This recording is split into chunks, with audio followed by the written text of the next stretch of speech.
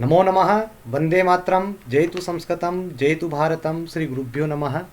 माँ शारदा, माँ भारती, गुरुजनों को माता पिता के चरण कमलों में प्रणाम करते हुए आज के इस वीडियो की हम शुरुआत करते हैं। साथियों, हो जाओ तैयार साथियों, हो जाओ तैयार। सोचने का समय गया, उठो लिखो इतिहास नया। इतिहास कैसा लिखना है साथियों? गौरवमय इतिहास लिखना है। वो भी कैसा इतिहास साथियों? गौरवमय नव इतिहास लिखें।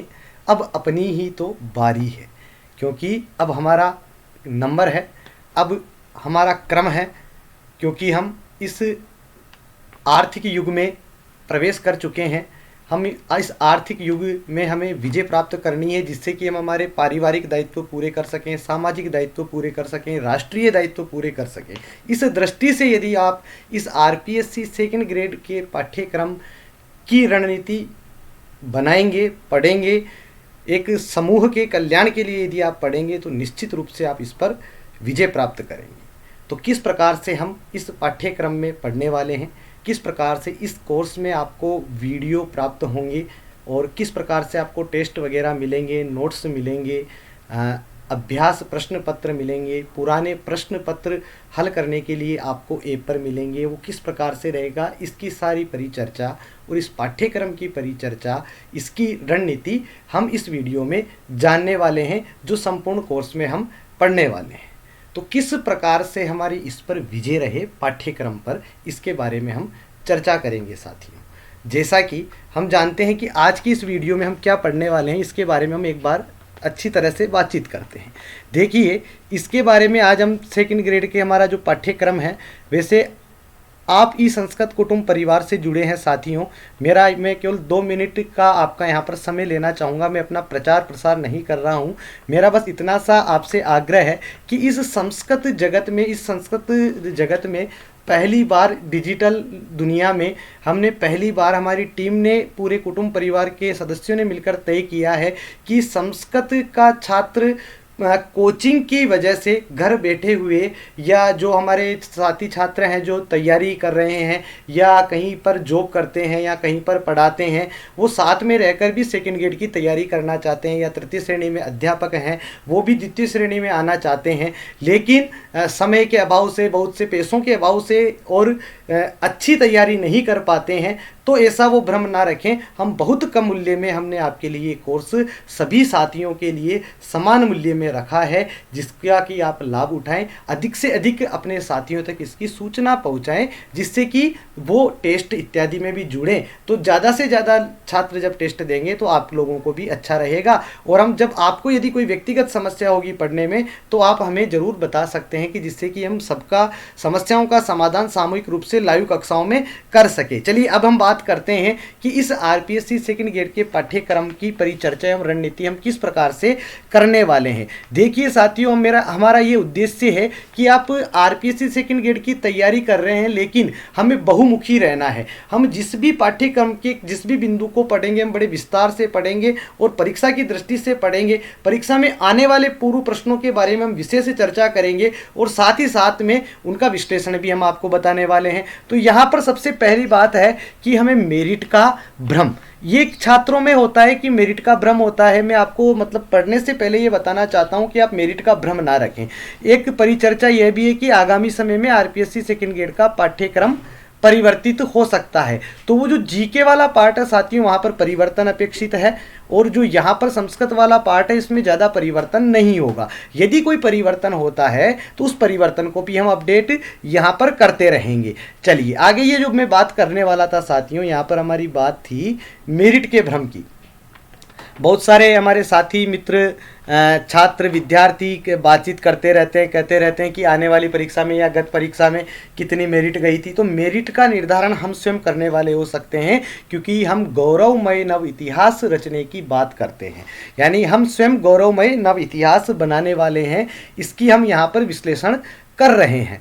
तो कैसे करेंगे कि मेरिट का भ्रम, क्योंकि यदि परीक्षा में संस्कृत आपका 300 नंबर की संस्कृत है, 150 प्रश्न वहाँ पर आने वाले हैं, तो हम संस्कृत में तो 150 से 150 नंबर ला सकते हैं, 150 प्रश्न सही कर सकते हैं। यदि यह विचार लेकर हम चलते हैं तो निश्चित रूप से हम विजय प्राप्त करेंगे। इससे कम के बारे में हमें सोचना नहीं है, क्योंकि संस्कृत पर हमारा अधिकार है, आप सबका अधिकार है। स्वामी विवेकानंद जी भी ये कहते हैं, मैं आपको यदि कोई आपको मार्केट में कहता है कि आप मेरा कोर्स पढ़िए या मेरी किताब पढ़िए या मेरा ये पढ़िए, इससे आपका सिलेक्शन हो जाएगा, तो ये विचारधारा मुझे लगता है गलत है।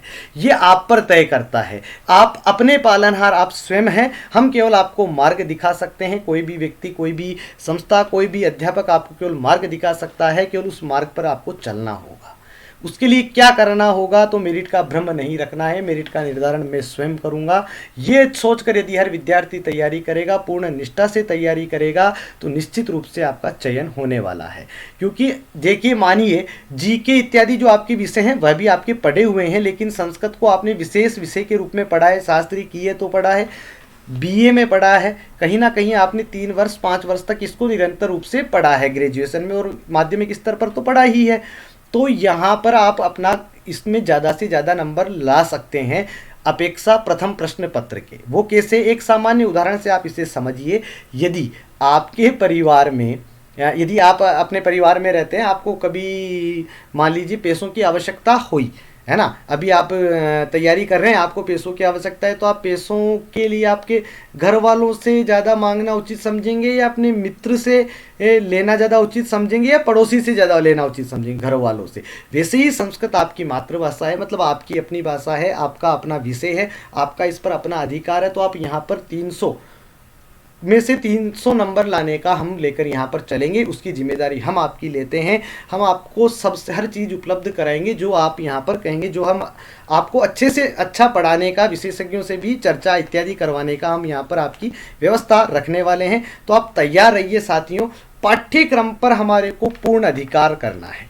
पूर्ण अधिकार कैसे करेंगे वो हम आगे जानने वाले हैं। पाठ्यक्रम को हम विश्लेषण से पढ़ेंगे, पाठ्यक्रम में हम कोई भी विषय को हम नहीं छोड़ने वाले हैं, बिल्कुल इस तरह से अधिकार करेंगे। जब हम आपको नोट्स देंगे, साथ में हमारी व्यवस्था रहेगी कि मूल पुस्तक, जैसे साहित्य का कोई भाग है तो उसकी मूल पुस्तक की पीडीएफ भी हम आपको ऐप पर, ई संस्कृत कुटुंब ऐप पर उपलब्ध करवाने वाले हैं। हमारी टीम निरंतर इस पर कार्य कर रही है कि छात्रों को मूल पुस्तकें यदि परचेज करने में कहीं गाँव में है तो वहाँ पर मूल पुस्तकें, क्योंकि संस्कृत की पुस्तकें सब जगह नहीं मिलती है, तो ऑनलाइन आप मंगवा सकते हैं मूल पुस्तकें। यदि मंगवाने में यदि आप सक्षम हैं तो इस प्रकार से, चाहे वह आरपीएससी सेकंड ग्रेड हो, फर्स्ट ग्रेड हो, यूजीसी नेट जेआरएफ के लिए हो, विभिन्न परीक्षाओं के लिए जो मूल लेखकों की पुस्तकें हैं, मूल पुस्तकों की पीडीएफ भी हम आपको वहां पर उपलब्ध करवाने की व्यवस्था रखने वाले हैं। परीक्षाओं में जब परीक्षा का समय रहेगा, तब जब तक ये पाठ्यक्रम रहेगा उसमें हम आपको पूरी व्यवस्था रखने वाले हैं। चलिए, ये तो रहा, लेकिन एक दूसरा विषय यहाँ पर जो भ्रम का है उसी पर मैं बता रहा हूँ। जो पाठ्यक्रम पर हम पूर्ण अधिकार करने की बात कर रहे हैं, तो यहाँ पर आपको जो नोट्स है, नोट्स आपको स्वयं बनाना है। कक्षाओं में जब हम आपको बात करेंगे तब नोट्स भी हम बनवाएंगे। देखिए, पाठ्यक्रम का फिर हम बात करेंगे। यहाँ पर पाठ्यक्रम पर अधिकार करने की ये हमारी रणनीति रहेगी। पाठ्यक्रम का विभाजन के आधार पर हम पाठ्यक्रम पर अधिकार करेंगे, क्योंकि जो आपका पाठ्यक्रम है 300 नंबर का है, इसमें 3 विभाग इसने किए हैं। किस प्रकार से किए हैं? माध्यमिक स्तर, उच्च माध्यमिक स्तर और शिक्षण विधियों का, है ना, या फिर व्याकरण साहित्य शिक्षण विधि। हम इस प्रकार से 3 इसका विभाग हम करेंगे। यहाँ पर पाठ्यक्रम आरपीएससी ने किया है। उसी के साथ आज के वीडियो में हम विशेष रूप से क्या जानेंगे? RPSC first grade, second grade Sanskrit व्याकरण के पाठ्यक्रम का तुलनात्मक विश्लेषण और उसकी हमारी रणनीति कक्षाओं की किस प्रकार रहेगी। बिल्कुल शून्य स्तर से हम प्रारंभ करेंगे साथियों, बिल्कुल शून्य से 0 लेवल से हम इसको प्रारंभ करेंगे, जिससे कि हम आपको शीर्ष तक, शास्त्र तक की पर्यंत हम आपको यहाँ पर ले जाने का प्रयत्न करेंगे और परीक्षाओं में आप बिल्कुल शुद्ध उत्तर आप दे सकें। इसके लिए हम आपके लिए आत्मविश्वास पूरा रखेंगे। चलिए आगे हम बात करते हैं कि इस पाठ्यक्रम का विभाजन किस प्रकार से रहने वाला है। देखिए, एक कुल आपका 300 नंबर का ये पाठ्यक्रम है, जिसमें से पहला पार्ट जो माध्यमिक, उच्च माध्यमिक स्तर तक के प्रश्न वहाँ पर आने वाले हैं। यानी जो आपके माध्यमिक, उच्च माध्यमिक स्तर का जो पाठ्यक्रम है उस पाठ्यक्रम के आधार पर उन प्रश्नों का स्तर रहने वाला है। दूसरा है स्नातक स्तर जो 80 नंबर का होगा, और तीसरा है आपका शिक्षण विधियों का, वह 40 नंबर का होगा। एक प्रश्न 2 नंबर का होगा। यदि इसमें कोई परिवर्तन होता है तो हम उस परिवर्तन के आधार पर भी परिवर्तन होगा, तो पाठ्य बिंदुओं में जो परिवर्तन होगा, पाठ्य बिंदु व्याकरण और साहित्य के लगभग समान है। यदि कुछ नया जुड़ता है तो हम उसे निश्चित रूप से स्वीकार करते हुए आगे पढ़ेंगे और उसे भी हम जोड़ते रहेंगे। यदि हम यहाँ बात करें 180 नंबर की आप बात करें, तो 180 नंबर के आधार पर यदि आप बात करते हैं साथियों, तो हाँ देखेंगे तो 180 नंबर के आधार पर यहाँ पर आप देखेंगे इस स्तर पर माध्यमिक उच्च माध्यमिक स्तर का जो आपका पाठ्यक्रम है, उस स्तर के आधार पर यहाँ पर साथियों 180 नंबर के आधार पर आपके यहाँ पर प्रश्न बनते हैं 90 प्रश्न। कितने प्रश्न बनते हैं? 90 प्रश्न बनते हैं और एक प्रश्न का 2 नंबर है, तो 180 नंबर यहाँ पर होते हैं। दूसरा यदि हम देखें तो यह 80 नंबर का है, तो यहाँ पर आपका 40 नंबर के प्रश्न हैं। यहाँ पर ज़्यादातर साहित्य का पार्ट है, यहाँ पर व्याकरण का है, एक बिंदु यहाँ पर साहित्य का है और एक बिंदु यहाँ पर व्याकरण का है, बाकी साहित्य से संबंधित विषय यहाँ पर है। और हमारा जो तीसरा पार्ट है ये मुख्य है, यहाँ पर बिल्कुल सरल विषय है। शिक्षण विधियों पर हम आपको बिल्कुल निश्चित रूप से विशेष श्रृंखला चलाने वाले हैं, जहाँ पर 20 प्रश्न होंगे, 20 प्रश्न 40 नंबर के। तो इस प्रकार से आपका अंक का विभाजन तो ये हुआ। अब इसके अंदर 3 क्या क्या है पाठ्यक्रम में, उसके बारे में भी हम चर्चा कर लेते हैं। तो देखते हैं माध्यमिक स्तर, उच्च माध्यमिक स्तर का जो प्रथम पार्ट है उसके अंदर व्याकरण के विषय, जैसा कि मैंने आपको बताया था सारे व्याकरण के विषय हैं, एक दृष्टि हम पाठ्यक्रम पर डाल लें। साथियों विद्यार्थी तैयारी तो करते हैं, लेकिन आप इसको एक उस प्रकार से करें कि पाठ्यक्रम का अवलोकन प्रतिदिन किया जा सके। एक ऐसी व्यवस्था रखें कि आप प्रतिदिन पाठ्यक्रम का अवश्य अवलोकन करें, एक बार पूरे पाठ्यक्रम को एक बार जरूर पढ़ें, इससे कि आपको याद रहे। क्योंकि हमारा शिक्षा शास्त्र का भी एक नियम है, शिक्षण शास्त्र का भी नियम है समग्र से सूक्ष्म की ओर, यानी समग्र का दर्शन करते रहें। समग्र का दर्शन करने से ही आपको लाभ होगा, क्योंकि ये आपके संज्ञान में रहेगा, हर बिंदु आपके संज्ञान में रहेगा। फिर हम इसी प्रकार से जो हम ये पाठ्यक्रम को देखने का उद्देश्य क्या है, पाठ्यक्रम आपके पास भी होगा।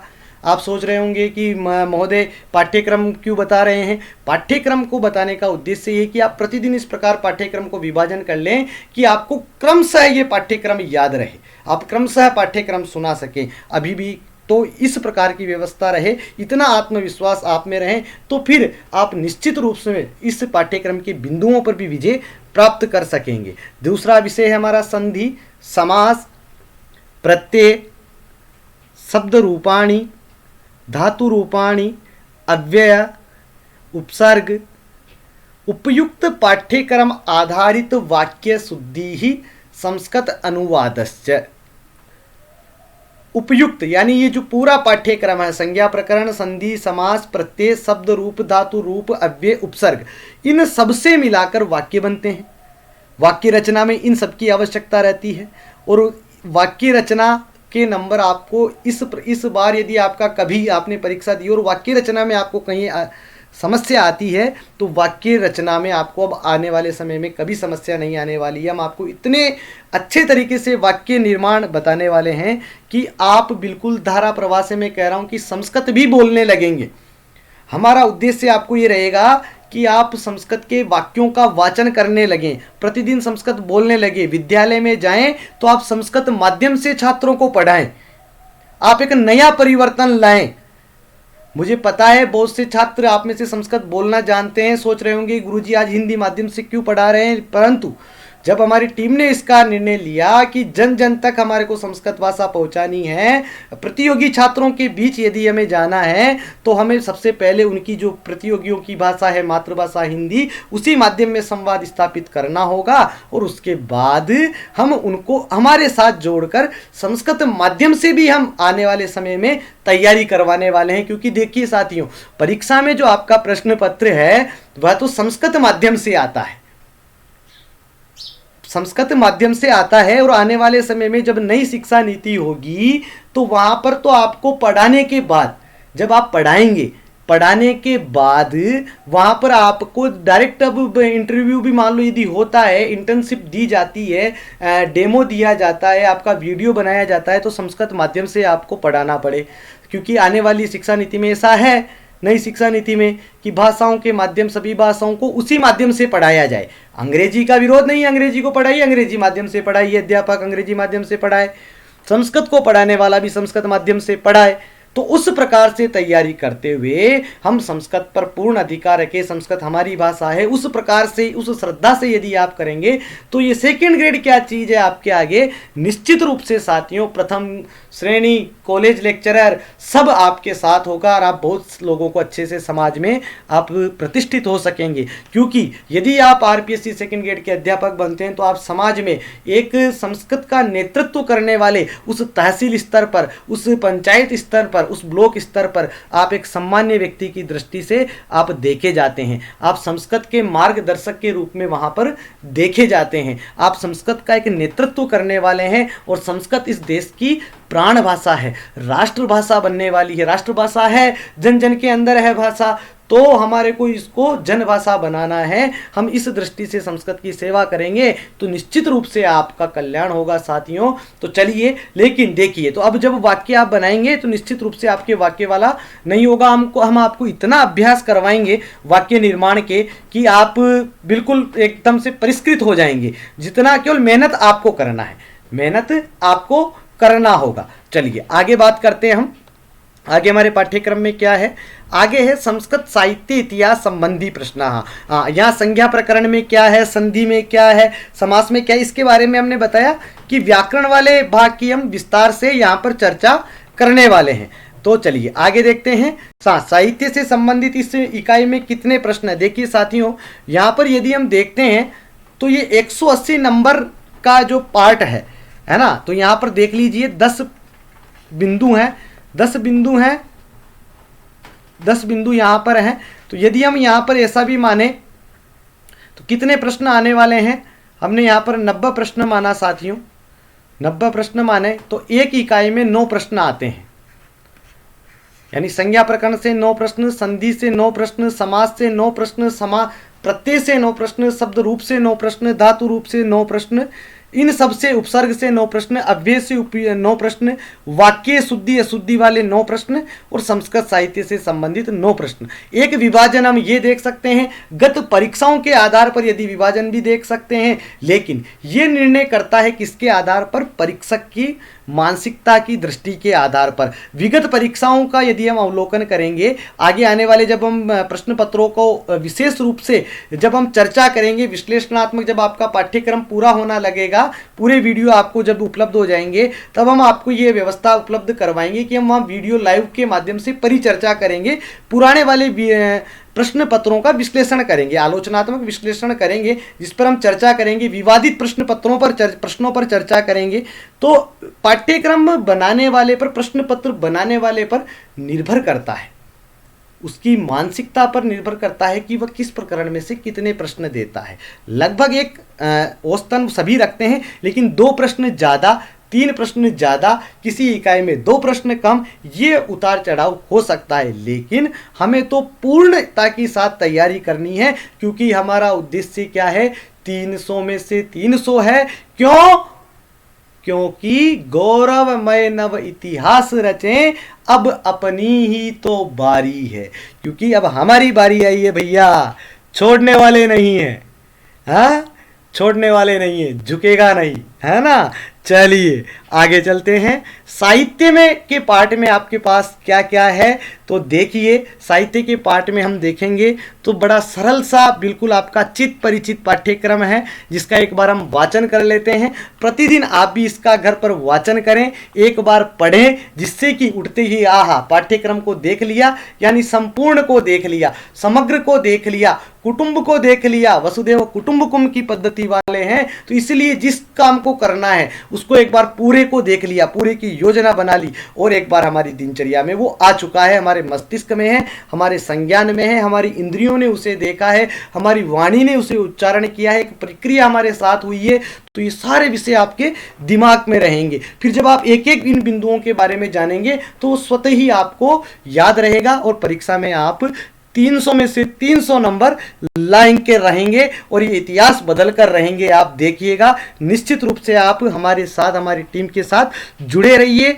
चलिए, बहुत मजा आएगा साथियों। तो देखिए, महाकाव्य में क्या पढ़ने वाले हैं हम, महाकवि ही काव्य कवय है। जो महाकाव्य हैं, जिन्होंने महाकाव्यों की रचना की है, उनके कवियों के बारे में, उनकी रचनाओं के बारे में सामान्य प्रश्न, उनके व्यक्तित्व कृतित्व संबंधी सामान्य प्रश्नाः, ऐसा पाठ्यक्रम में लिखा है कि इसके व्यक्तित्व, इनके व्यक्तित्व के बारे में जान कि वाल्मीकि का जन्म कब हुआ था, माननीय अश्वघोष ने कौन सी पुस्तक लिखी थी, कालिदास की रचनाएं, प्रसिद्ध रचनाएं कौन कौन सी है, भारवी के बारे में कौन सी प्रसिद्धि है, उनकी उक्ति क्या है, मागध कहाँ के रहने वाले थे, श्रीहर्ष के माता पिता का क्या नाम था। इस प्रकार के प्रश्न भी परीक्षाओं में, सामान्य प्रश्न विगत परीक्षाओं में पूछे गए हैं। इसी के साथ साथ हम इनकी रचनाओं से संबंधित भी विस्तार से चर्चा करेंगे, जिससे कि आपको कोई भी प्रश्न जो अत्यधिक स्तर तक चला जाए,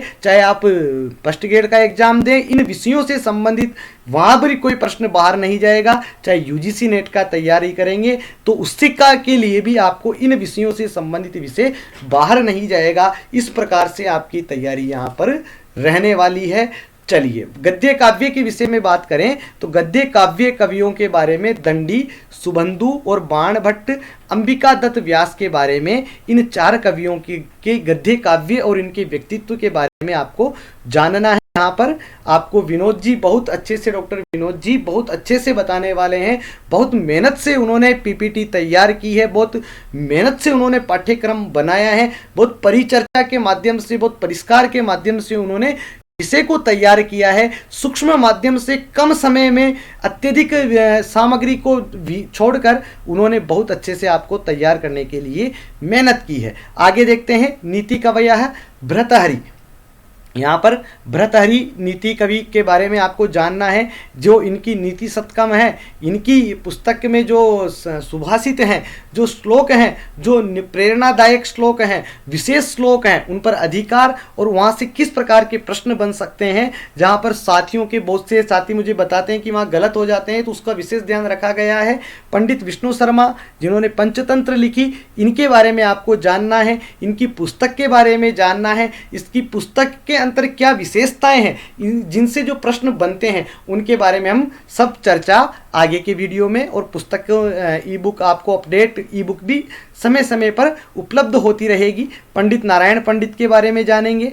फिर अर्वाचीन कवि, ये विषय बहुत अच्छा है, इनके बारे में भी हम जानेंगे। देव ऋषि कलानाथ शास्त्री, भट्ट मथुरानाथ शास्त्री, पंडित पद्म शास्त्री, डॉक्टर प्रभाकर शास्त्री और पंडित सूर्य नारायण शास्त्री। तो इन सब के बारे में हम विशेष चर्चा यहाँ पर आपकी रहेगी कि इस प्रकार से आपको पढ़ाया जाएगा साथियों कि आप कभी भी इसको नहीं भूलने वाले हैं, इसको आप कभी भी नहीं भूलेंगे, यह निश्चित है। चलिए आगे यदि हम बात करें साथियों, स्नातक स्तर पर वो आपका जो पाठ था, वहाँ पर साहित्य में से कदाचित 10 प्रश्न भी किए जाते हैं, कदाचित 20 प्रश्न भी कर लिए जाते हैं, 25 प्रश्न भी कर लिए जाते हैं। तो आपको तो उस अंक विभाजन की दृष्टि, विषय को भी पूर्णता की दृष्टि से तैयारी करवाई जाएगी कि जिससे कि आपका परीक्षा में कभी भी कोई भी प्रकार का, जैसा कि साथियों वर्तमान का समय आप देख रहे हैं कि यदि आप एक विषय वस्तु की तैयारी सूक्ष्मता की तरीके से करेंगे, तो मतलब एक विषय को लेकर ही बैठेंगे कि सेकंड ग्रेड को ही मुझे तैयार करना है, फर्स्ट ग्रेड नहीं पढ़ना है, नेट की तैयारी नहीं करनी है, तो ऐसा नहीं सोचना चाहिए। सब विषयों को तैयार रखना चाहिए। परीक्षाओं का कभी निश्चित नहीं होता है कब हो रही है कब नहीं हो रही है, तो आप निश्चित रूप से विषयों पर अधिकार कीजिए, जिससे कि समग्रता से आप तैयार करेंगे तो आपका स्वयं का आत्मविश्वास, स्वयं का आत्मावलोकन आप करते रहिए। पाठ्यक्रम आप पर अधिकार स्वतः ही आपका हो जाएगा जैसे जैसे आप पढ़ते जाएंगे। स्नातक स्तर पर यदि हम बात करें तो जो 80 अंक हैं, जहाँ पर आपके 40 प्रश्न रहेंगे, जहाँ पर आपके 40 प्रश्न रहेंगे 80 नंबर के लिए, तो वहाँ पर कारक होगा। कारक प्रकरण भी आपको देखिए, कारक प्रकरण से जो आप कारक प्रकरण को अच्छे से तैयार करेंगे तो वाक्य निर्माण में जो वाक्य अशुद्धि होती है वहाँ पर भी इसका सहायक है ना।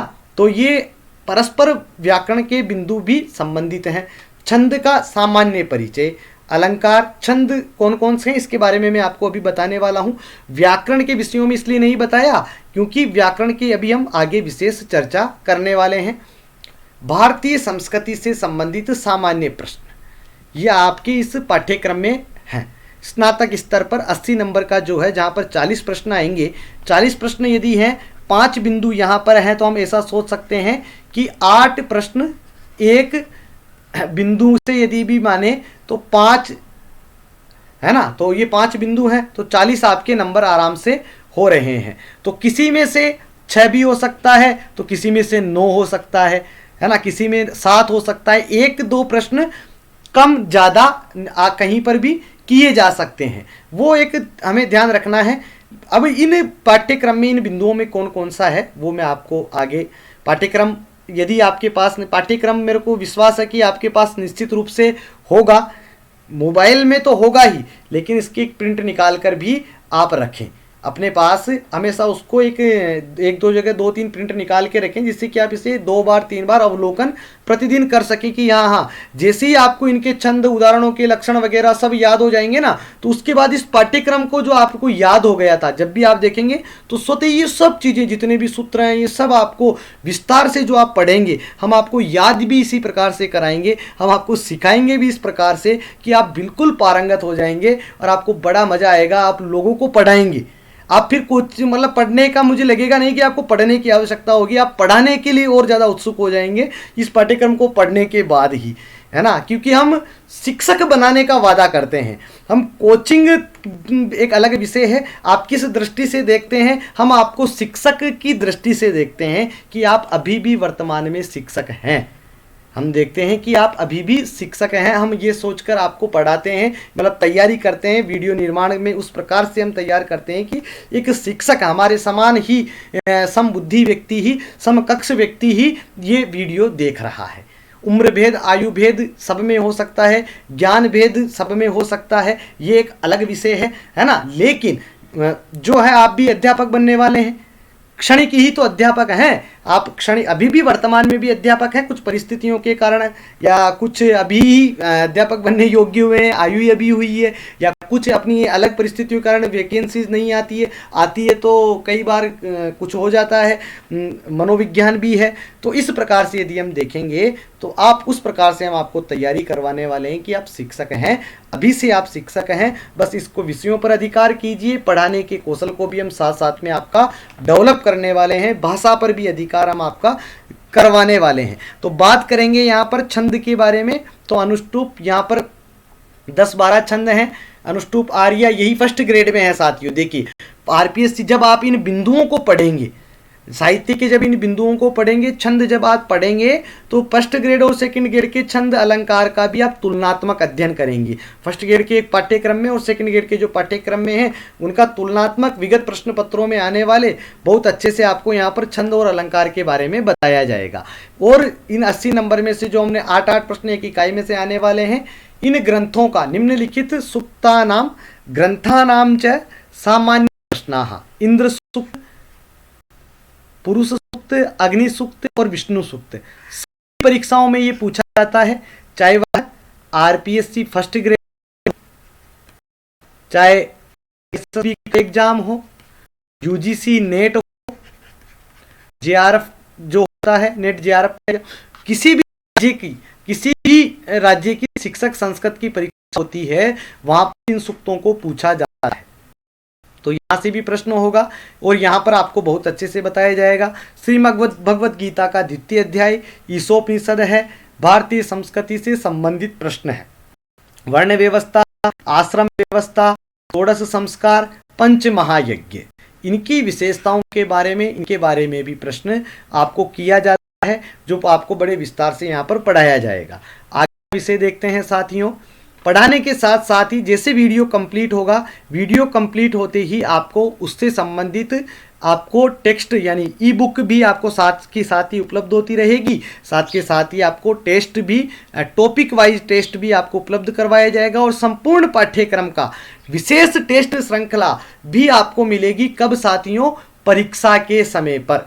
परीक्षा जैसे ही घोषणा होगी तारीख की, उससे 1 महीने पहले, 1.5 महीने पहले आपको एक विशेष श्रृंखला निरंतर धुआंधार तरीके से दी जाएगी, जिसके लिए टीम अभी से ही काम करना शुरू कर दिया है टीम ने, और विशेषज्ञों के से चर्चा करके इस बार प्रश्नों का निर्माण आपके लिए उपलब्ध करवाया जाएगा। साथियों, शिक्षण विधियों के 40 अंक का जो आपका विभाजन है, 20 प्रश्न शिक्षण विधियों से आने वाले हैं। ये 20 प्रश्न इन 4 इकाइयों में से आएंगे।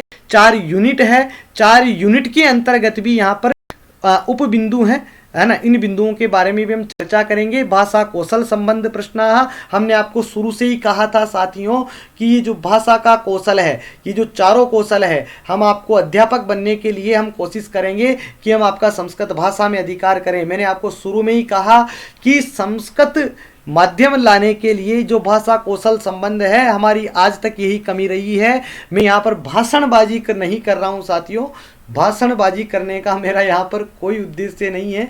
भाषा कौशल संबंध से अभिप्राय मेरा ये कहना है कि श्रवण, भाषण, पठन और लेखन, हमारे ये 4 भाषा कौशल हैं। यदि हम इनकी बात करें साथियों, तो मैंने जो कहा कि हम आपको संस्कृत माध्यम से पढ़ाने का भी कोशिश करेंगे कि आगे आने वाले समय में, क्योंकि प्रतियोगिता परीक्षाओं में प्रश्न संस्कृत माध्यम से ही प्रश्न पत्र परीक्षा में आते हैं, और उन प्रश्न पत्रों का उत्तर भी संस्कृत माध्यम से होता है। जब आप संस्कृत माध्यम से सुनने लगेंगे, वीडियो की तैयारी संस्कृत माध्यम से करेंगे और पढ़ेंगे भी संस्कृत माध्यम से, लिखेंगे भी संस्कृत माध्यम से, तो निश्चित रूप से आपका सिलेक्शन होगा। तो इस प्रकार का भी हम आने वाले समय में योजना बना रहे हैं कि संस्कृत माध्यम से भी तैयारी कराएं। हिंदी माध्यम, अभी तो इस वीडियो में हिंदी माध्यम रहने वाला है, यहाँ पर तो हम हिंदी माध्यम रखेंगे, लेकिन आगामी समय पर हम करेंगे। लेकिन पढ़ाते समय अंदर अंदर हम आपको संस्कृत के माध्यम से धीरे धीरे हम आपको संस्कृत से चित परिचित, बोलने पढ़ने का अभ्यास करवाते भी रहेंगे। ये हमारा उत्तरदायित्व होगा, ये हमारी जिम्मेदारी है, ये हमारे को संस्कृत माता का कर्ज चुकाना है कि हम आपके मुख पर भी संस्कृत भाषा ला सकें। हमारा अध्यापक संस्कृत अध्यापक ही ना रहे, संस्कृत को बोलने वाला भी रहे, क्योंकि भैया आने वाला समय कैसे आने वाला है, जो दिखता है वो बिकता है ना। जो दिखेगा वही तो बिकेगा भैया। जो आप संस्कृत के अध्यापक है, संस्कृत के टीचर है, संस्कृत ही नहीं बोलेंगे तो फिर कैसे संस्कृत अध्यापक कहलाएंगे। तो वो भी हमें अधिकार करना होगा साथ ही साथ में, क्योंकि वो भी हमारी भाषा का भी संरक्षण हमें करना है। उस प्रकार से यदि आप पढ़ेंगे तो 300 में से 300 नंबर लाने के लिए आपको माँ भारती, माँ सरस्वती भी आपका मार्गदर्शन करेगी, आपका मार्ग प्रशस्त करेगी। साथियों, दुनिया की कोई ताकत आपको रोक नहीं सकेगी, इसलिए खुद को इतना कटिबद्ध कर लीजिए, खुद को इतना बुलंद कर लीजिए। चलिए हम बात करते हैं इन चारों विषयों की कि भाषा कौशल संबंध प्रश्न कौन कौन से होंगे। तो पठन कौशल अभिवृद्धि विषयक विधयः, लेखन कौशल अभिवृद्धक विषय विधयः, अध्यापन विधयः, व्याकरण शिक्षण में व्याकरण शिक्षण अध्यापन विधि, यानी पढ़ाने की कौन कौन सी विधियां होती है ना। क्योंकि संस्कृत में आप क्या पढ़ाने वाले हैं, व्याकरण, गद्य, पद्य और नाटक, ये 3 चीज ही पढ़ाने वाले हैं। ये 4 चीज ही आपका मुख्य रहता है माध्यमिक स्तर पर और सभी स्तर पर। तो उन व्याकरण को कैसे पढ़ाया जाए, इस प्रकार के प्रश्न अध्यापक को किस प्रकार से पारंगत होना चाहिए, इसलिए सामान्य प्रश्न यहाँ पर शिक्षण विधियों के होंगे, गद्य शिक्षण के प्रश्न होंगे, पद्य शिक्षण के प्रश्न होंगे, नाटक शिक्षण के प्रश्न होंगे। उसी प्रकार अध्यापन कौशल, जब आप पढ़ा रहे हैं उस समय कक्षा में छात्रों के साथ जब आप पढ़ाते हैं उस समय किस प्रकार के जो आपने पाठ्य योजना बनाई थी, पाठ्य योजना बनाते समय इन सब के बारे में जाना था। बीएड की थी आपने, जब शिक्षा शास्त्री जब आपने की थी तब आपने इन सब के बारे में जाना होगा। हो सकता है कुछ छात्र इस समय और शिक्षा व्यवस्था की बहुत अच्छी सुव्यवस्था के कारण कोई नहीं जाते हैं बीएड कॉलेज में। बहुत सी बार ऐसा सुनने को मिलता है, जो मिलते हैं छात्र, अच्छा मैं तो डोनेशन से किया हूँ सर, मैं कभी गया ही नहीं कॉलेज, मैं तो केवल फाइनल में गया था, ऐसा भी कह देते हैं तो जाते हैं। तो ये व्यवस्था भी कहीं कहीं हो सकती है, लेकिन ऐसी व्यवस्थाएं ना रहे। हाँ, ऐसी व्यवस्थाएं सरकार सुव्यवस्थित करे कि जो अध्यापक बनने के लिए तैयारी कर रहा है माननीय सरकार, तो वो क्या करे कि वो अध्यापक प्रतिदिन वहाँ पर विद्यालय में पढ़ाने जाए और महाविद्यालय में भी एक प्रशिक्षण अच्छा सा उसका 1 वर्ष 2 वर्ष का होना ही चाहिए। चलिए ये अलग विषय है, इसके लिए सभी लोग सोचें जो आगे के स्तर पर हैं, हम भी हैं। चलिए अध्यापन कौशल पाठ योजना, पाठ योजना की बात करें तो गद्य पाठ योजना, पद्य पाठ योजना और व्याकरण पाठ योजना, अनुवाद पाठ योजना और नाट्य पाठ योजना यानी नाटक की पाठ योजना किस प्रकार बननी चाहिए, इन सब की, इन विधाओं की क्या विशेषताएं हैं, इन विशेषताओं को जानने के साथ साथ इनको पढ़ाने की और इनके पाठ यानी पढ़ाते समय आप क्या योजना बनाने वाले हैं, उस समय कौन से बिंदु ध्यान रखे जाते हैं, उनका क्या क्रम है, इन सब के बारे में, इन शिक्षण विधियों के बारे में हम आपका विस्तार से चर्चा करेंगे। क्योंकि इस पार्ट में हम व्याकरण की विशेष चर्चा करने वाले हैं। व्याकरण श्रृंखला ये है, फिर साहित्य श्रृंखला और साथ में तीनों श्रृंखलाएं। तो हम चाहेंगे कि 2 कक्षा आपको प्रतिदिन मिले। अभी आपकी व्याकरण की श्रृंखला और एक साहित्य की श्रृंखला प्रारंभ हो रही है। तो एक वीडियो आपको व्याकरण का और एक वीडियो साहित्य का हम आपको उपलब्ध प्रतिदिन करवाएंगे। चलिए, ये आपको निरंतर चलता रहेगा और कुछ ही दिनों में शिक्षण विधि भी हम प्रारंभ कर देंगे, जिससे कि आपका पूरा पाठ्यक्रम शीघ्रातिशीघ्र पूरा हो जाए। आज हम बात करने वाले हैं परीक्षा के पाठ्यक्रम में जो आपका निर्धारित संज्ञा प्रकरण है। देखिए, संपूर्ण पाठ्यक्रम को हमने 3 भागों में बांट लिया है। व्याकरण का भाग एक पूरा, दूसरा भाग साहित्य का और तीसरा भाग साहित्य शिक्षण विधियों का, है ना। तो 180 नंबर का एक है, वो नंबर विभाजन हमने कर लिया। लेकिन व्याकरण का पाठ हम देखेंगे तो ज़्यादा है, साहित्य भी जितना विषय है वो भी नंबर पूरे पर्याप्त हैं। तो पूरा साहित्य पढ़ेंगे, पूरा व्याकरण पढ़ेंगे, पूरा शिक्षण विधियाँ पढ़ेंगे। तो मुझे लगता है कि यहाँ पर आपको विस्तार से पूरा ज्ञान होने वाला है। तो मेरा कहने का अभिप्राय यह है कि हम ये नहीं चाहते हैं कि हमारा छात्र सेकंड ग्रेड की तैयारी कर रहा है तो फर्स्ट ग्रेड के लिए कहीं अलग जाए या कोई अलग कोर्स खरीदे। तो जो ये विषय हैं, हम आने वाले इसके जो विषय रह गए, इसका कोर्स हम अलग से बना देंगे, तो वहाँ पर भी आपको बहुत कम मूल्य में वो उपलब्ध हो जाएगा। लेकिन जो है वो साथ में है, उसको तो हम साथ में लेकर चलें। तो ये मैं छात्रों को बताना चाहता हूँ कि आप तुलनात्मक अध्ययन करते हुए चलें, कि जिससे कि आपका आत्मविश्वास बना रहे।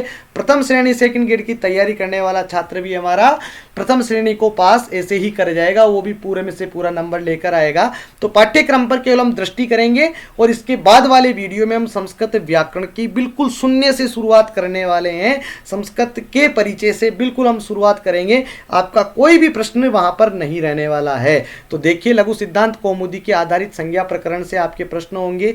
इत, लोप, संयोग, संगीता, प्रयत्न, उच्चारण, स्थान और पदम, ये सूत्र हैं आपके संज्ञा प्रकरण के। इनके बारे में यहाँ से प्रश्न किए जाते हैं। तो हम मान रहे थे कि 8 या 9 प्रश्न हर प्रकरण से यहाँ पर रहते हैं। ये आपका 180 नंबर वाले भाग में था, लेकिन ये फर्स्ट ग्रेड का है। सेकंड ग्रेड में भी समान है। देखिए, सेकंड ग्रेड में भी समान है। इत, संयोग, संगीता, सवर्णम, उद्दात, अनुद्दात, स्वरित, उच्चारण, स्थान, प्रयत्न और पदम। तो ये भी हम पूरा विस्तार से पढ़ेंगे साथियों, जिससे कि आपका किसी भी परीक्षा में प्रश्न गलत ना हो। फिर आगे यदि हम देखते हैं संधि, तीनों संधियां दोनों परीक्षाओं में लगभग समान है। देखिए, स्वर संधि यहाँ पर भी इको यणची सूत्र है, यहाँ पर भी इको यणची सूत्र है या नहीं है। देखिए, दोनों जगह इको यणची सूत्र है।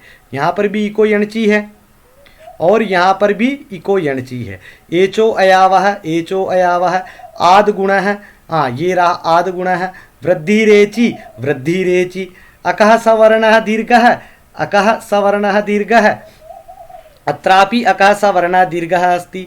एंगः पदांत अति, दात अति, एंगः पदांताद अति। ये रहा एंगी पर रूपम, यहाँ पर शुद्ध हो गया एंगी पर रूपम। इदुदे वचनम प्रग्रहम। देखिए, दोनों में समान है। सेकंड ग्रेड की तैयारी कर रहे हैं, फर्स्ट ग्रेड भी साथ में है। 8 ही सूत्र हैं। वैसे ही व्यंजन संधि में समान है, समान सूत्र है। देख लीजिए, स्तोश्चुनाश्चुः, स्टुनाष्टुः, जलाम जसो अंते, यरो अनुनासिको वा, तोरली झयो हो अन्यतरस्याम, सच्छोवटी मो अनुस्वारः, अनुस्वार यही परसवर्ण, नमो हस्वादचि नमो नित्यम। देखिए, वैसे सेकंड ग्रेड में भी स्तोश्चानश्चु है, जो वहाँ था, स्टुनाष्टु है, जलाम जसो अंते है, यरो अनुनासिका है, तोरली है, बिल्कुल है, जयो अन्यतरसाम है, मो अनुस्वार है, अनुस्वार से यही पर सवर्ण है, सच्छो अटी है। केवल ये एक सूत्र अत्यधिक है फर्स्ट ग्रेड में। ये भी हम आपको वादा करते हैं कि इस फर्स्ट ग्रेड में, सेकंड ग्रेड के वीडियो में ही हम आपको पढ़ा देंगे, जिससे कि आपका फर्स्ट ग्रेड का पाठ्यक्रम भी यहाँ पर साथ में चल रहा है। वैसे ही विसर्ग संधि, विसर्ग संधि में भी समान है। विसर्जनीयस्य स स जसोरु अतोरु प्लुता दूधे, देखिए यहाँ पर भी है, दोनों जगह है।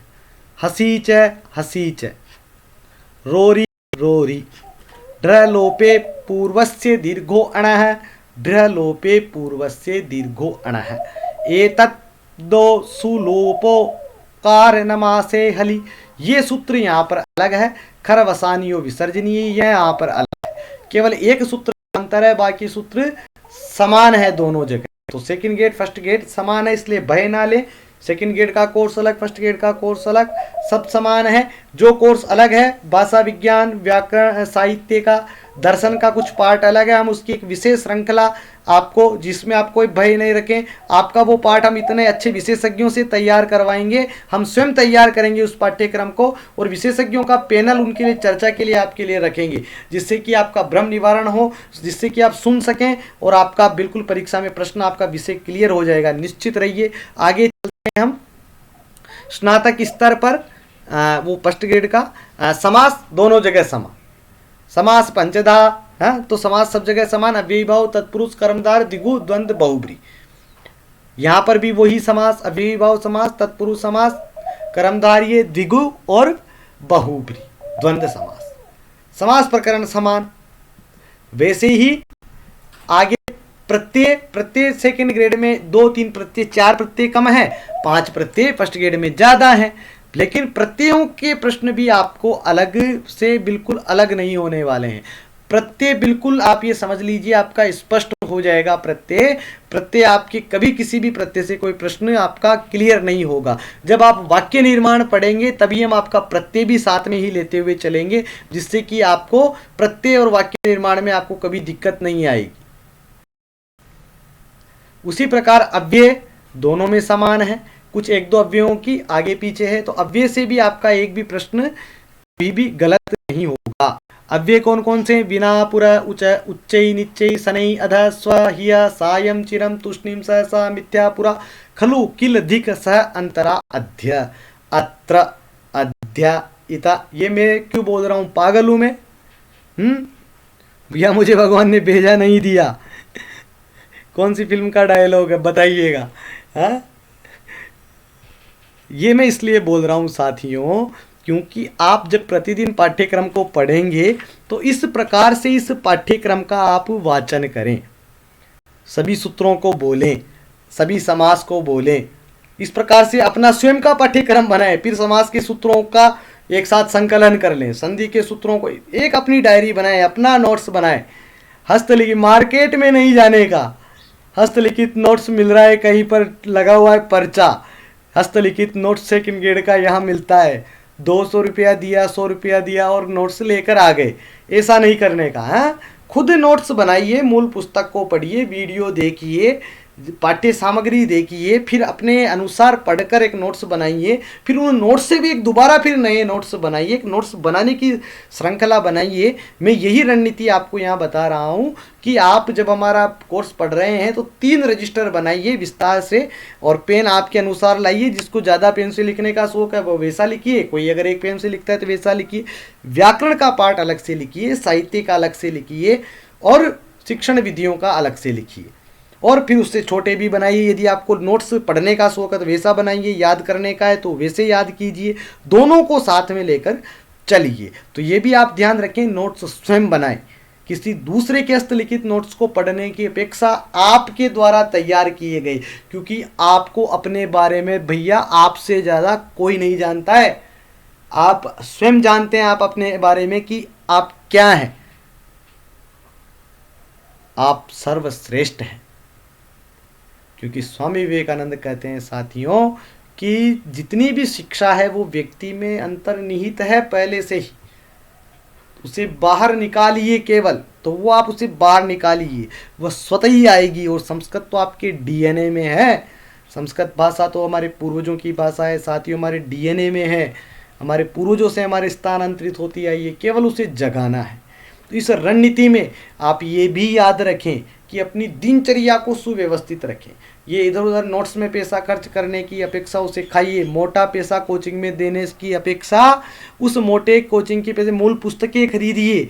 मूल पुस्तकें नहीं खरीदिए तो खुद अपने खाने पर उसको लगाइए, अपना मस्तिष्क पर लगाइए। योग व्यायाम कीजिए, प्रतिदिन ध्यान लगाइए, कुछ समय मेडिटेशन कीजिए, प्राणायाम कीजिए, सूर्य नमस्कार कीजिए। आप बिल्कुल स्वस्थ रहेंगे, मस्त रहेंगे। जो पढ़ेंगे संस्कृत का देखिए, आपका स्वास्थ्य प्राणायाम इनका उच्चारण करने से ही हो जाएगा आपका प्राणायाम। तो देखिए आप, यदि आप इनका वाचन कर लेते हैं, इस पाठ्यक्रम को पूरा पढ़ने लग जाते हैं, तो देखिए कितना मज़ा आता है। इस चक्रव्यूह को घुमाइए, बिल्कुल आपका एकदम 300 में से 300 पक्का साथियों, है ना, किसी का भी कम नहीं होगा। आप निश्चिंत रहिए। आगे देखते हैं, आगे हमारे बिंदु में क्या है। देखिए शब्द रूप राम, बहुत सारे छात्र मिलते हैं, अरे गुरुजी शब्द रूप तो याद ही नहीं होते, शब्द रूपों का क्या करें। शब्द रूप बहुत सारे छात्रों को देखा मैंने, शब्द रूप याद करने में बड़ी समस्या आती है। बोलते हैं उनसे, पूछते हैं बताइए। पाठ्य योजना में बीएड वाले शिक्षा शास्त्री में पढ़ाता हूँ, तो शिक्षा शास्त्री वालों को बहुत सी बार पूछता हूँ, बताइए मैं आप ये पाठ्य योजना बना कर लाएँ, ये शब्द बताइए, इसका इसकी कौन सी विभक्ति का है। नहीं बता पाते हैं। नहीं बोलिए, इसको पूरा बोलिए, नहीं बोल पाते हैं। तो मेरे को याद नहीं होता है। अरे याद नहीं होता, याद करना ही नहीं है ना। याद होता क्यों नहीं है? याद होता नहीं, किसने कहा याद करना है? याद तो करना नहीं है, समझना है। समझने के बाद अपने आप याद हो जाएगा। तो कैसे होगा वो याद, वो हम आपको बिल्कुल एक तरह से मान लीजिए पूरा रामबाण, राम शब्द की नहीं, सभी शब्दों का रामबाण हमारे पास, सभी शब्दों का रामबाण हमारे पास है। इस प्रकार से हम आपको पढ़ाएंगे कि भविष्य में शब्द रूप धातु रूप आपके कभी गलत नहीं होने वाले हैं। आप ये 100% लिख कर ले लीजिए आप मेरे से। चलिए साथियों आगे देखते हैं, आगे पाठ्यक्रम में क्या है। आगे पाठ्यक्रम में हमारे है धातु प्रकरण। धातु प्रकरण में फर्स्ट ग्रेड और सेकंड ग्रेड में समान है। 5 लकारों से ही प्रश्न किए जाते हैं। वैसे लकार कितने हैं? वैसे लकार कितने हैं? पंच लकारेषु प्रश्न। पंच लिखने का क्या अभिप्राय? पंच लिखने का क्या अभिप्राय है? यानी 5 से ज़्यादा है। कितने हैं? तो ये भी आपको याद रहना चाहिए। हालांकि प्रश्न नहीं करते हैं, मेरी तो इच्छा है कि परीक्षक जितने लकार हैं उतने लकारों से प्रश्न करे। 10 लकार है, सामान्य ज्ञान तो होना ही चाहिए, चाहे प्रश्न 5 से ही करे ज़्यादा, लेकिन एक प्रश्न तो करे ही सही। चलिए, लेकिन 5 लकार वो भी कुछ नाम के, लेकिन यही लकार आपके वाक्य रचना में काम आते हैं, यही आपके शब्द रूप में भी काम आते, वहाँ पर क्या कहते हैं आपके प्रत्यय पढ़ते हैं जब भी आपके काम आते हैं। देखिए इनका संबंध सभी जगह आपका परस्पर रहेगा और हम आपको बताते हुए भी चलेंगे कब किसका संबंध किससे आ रहा है। एक बिंदु को पढ़ने से देखिए कितने बिंदु स्पष्ट होते जा रहे हैं। इसलिए आप निर्भय होकर पढ़ें। किसी भी प्रकार का संस्कृत के प्रति आपके मन में यदि दुराग्रह है, पूर्वाभास है, आपको लगता है कि कठिन है, तो ये आप मन से निकाल दीजिए। बिल्कुल कठिन नहीं है, क्योंकि आपको आगे बढ़ना है तो निर्भय होके बढ़ें। बढ़ते जाएं हो निर्भय, बढ़ते जाएं हो निर्भय, अपनी शक्ति को प्रकटाएं। स्वयं की शक्ति को प्रकट करने का समय आ गया है। ये समय झुकने का नहीं है। किसका नहीं है? झुकने का नहीं है। इसलिए आपको क्या करना है? निरंतर पढ़ना है, निरंतर आपको बढ़ते रहना है। स्वाध्याय परमो धर्मः, स्वाध्याय आपको आप पर बिल्कुल धर्म होना चाहिए। जहाँ पर धर्म है वहाँ पर विजय है। यत्र धर्मः तत्र विजयः, जहाँ जहाँ धर्म होता है वहाँ वहाँ पर विजय होगा। हमारा धर्म क्या है? हमारा कर्म ही हमारा धर्म है। हमारा कर्म क्या है? संस्कृत को पढ़ना। संस्कृत को पढ़ना यदि हमारा कर्म है तो सारे रोग, सारे वियोग, हर चीज़ दूर हो जाएगी। साथियों ये रामबाण है, आप निश्चित रूप से पास हो जाएंगे। 300 में से 300 आपको मिलेगा। नहीं मिले तो आप मेरे को बता देना गुरुजी। आपने जिन जिन श्रद्धा से आपने जो जो बातें मेरे को पूरे कोर्स में बताई, हमारी टीम ने जो जो आपको बताया उसका आपने अनुसरण किया, तो निश्चित रूप से विजय की पताका साथियों आपके हाथ में होगी। कोई माई का लाल आपको रोक नहीं सकता, कोई आपको झुका नहीं सकता, कोई आपको गिरा नहीं सकता। देखिए साथियों, चलिए आगे बात करते हैं हिंदी कारक प्रत्यय समास आधारित वाक्यानाम अशुद्धि संशोधन। ये फर्स्ट ग्रेड में सेकंड ग्रेड में उपयुक्त पाठ्यक्रम आधारित संस्कृते अनुवादश्च, जो हमने आपको बताया था कि वो 180 नंबर वाला जो पहला पार्ट था वहाँ पर 90 नंबर का जो बिंदु था वो यही था। ठीक है, यहाँ पर भी वही है। चलिए अब हम बात करते हैं स्नातकोत्तर स्तर के, मतलब जो अब हमारे पास बचा कारक। ये तो आपका फर्स्ट ग्रेड का कारक है। जो हम सेकंड ग्रेड की बात करते हैं तो सेकंड ग्रेड में ये आपके जो सूत्र हैं कारक प्रकरण के, इन सूत्रों से ही प्रश्न है। यदि ये प्रकरण आपका शुद्ध है, यदि ये प्रकरण आपका सही है, तो आपका कारक प्रकरण में कहीं आपको आपत्ति नहीं आएगी। समझ रहे हैं ना बात को? तो ये कारक प्रकरण ही है। कारक प्रकरण को पढ़ने से किस में आपत्ति नहीं आएगी? संस्कृत अनुवाद में। संस्कृत अनुवाद में प्रवेश का जो मूल आधार है वह कारक ही रहेगा। कारक से ही तो आप संस्कृत वाक्य की रचना कर पाएंगे। रचनात्मक कौशल, ये आपका क्या होगा? रचनात्मक कौशल बढ़ाएगा। इसको आपको इस प्रकार से पढ़ना है कि आप इसको कभी परीक्षा में भूल नहीं पाएंगे।